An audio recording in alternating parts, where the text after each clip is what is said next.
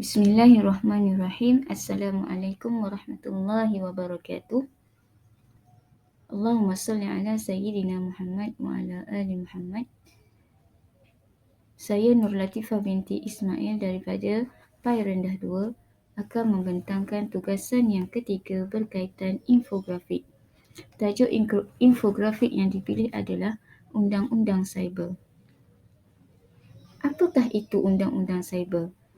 Ia didefinisikan sebagai peraturan yang ditetapkan oleh pihak berkuasa dalam sesebuah negara untuk memberi hukuman kepada pesalah-pesalah yang melakukan kesalahan di dalam talian yang mengakibatkan kerugian kepada harta, nyawa manusia dan juga keganasan cyber.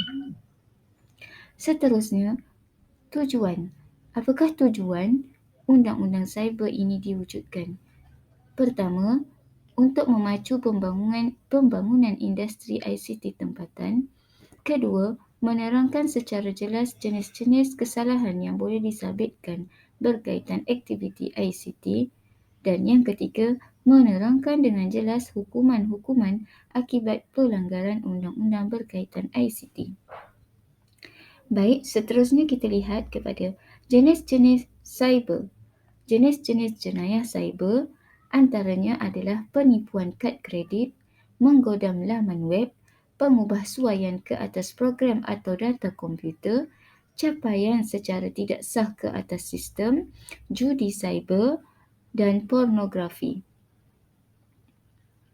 Terdapat kepentingan adanya Akta Undang-Undang Cyber ini. Yang pertama, membawa penjenayah cyber ke muka pengadilan. Yang kedua, integriti dan menjaga keselamatan maklumat. Ketiga, menjaga keselamatan data kerajaan. Dan keempat, menjaga privasi dan kerahsiaan maklumat. Baik, yang seterusnya kita lihat Akta Undang-Undang Cyber. Akta Undang-Undang Cyber, terdapat 6 Akta Undang-Undang Cyber. Yang pertama, Akta Tandatangan Digital 1997. Akta ini digubal untuk membolehkan diterima secara sah segala urusan melalui online termasuk penggunaan tandatangan secara digital.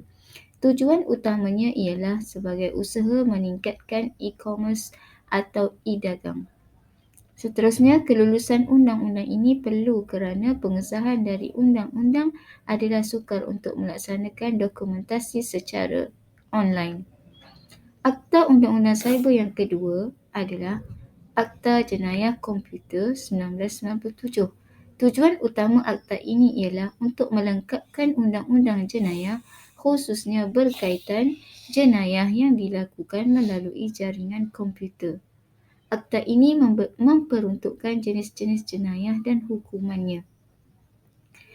Akta Undang-Undang Cyber yang ketiga ialah Akta Teleperubatan 1997, di mana akta ini membolehkan para doktor dan pengamal perubatan lain menggunakan jaringan internet untuk menjalankan operasi perubatan dari jarak jauh. Ia memperuntukkan apa yang boleh dan apa yang tidak boleh dilakukan oleh pengamal perubatan. Akta ini membawa bidang perubatan ke satu tahap yang lebih tinggi. Seterusnya, akta yang keempat adalah Akta Hak Cipta Pindaan 1997. Akta ini memasukkan unsur-unsur yang berkaitan dengan hak cipta, akta induk. Ini bermakna apa-apa hasil karya yang dilakukan di dalam dan melalui internet adalah terlindung di bawah Akta Hak Cipta. Akta yang kelima adalah Akta Komunikasi dan Multimedia 1998.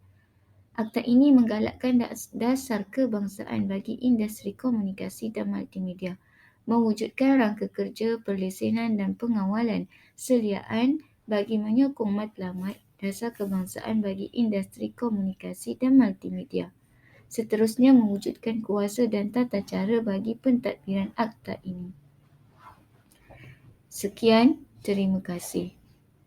Wabillahi taufiq wal hidayah. Wassalamualaikum warahmatullahi wabarakatuh.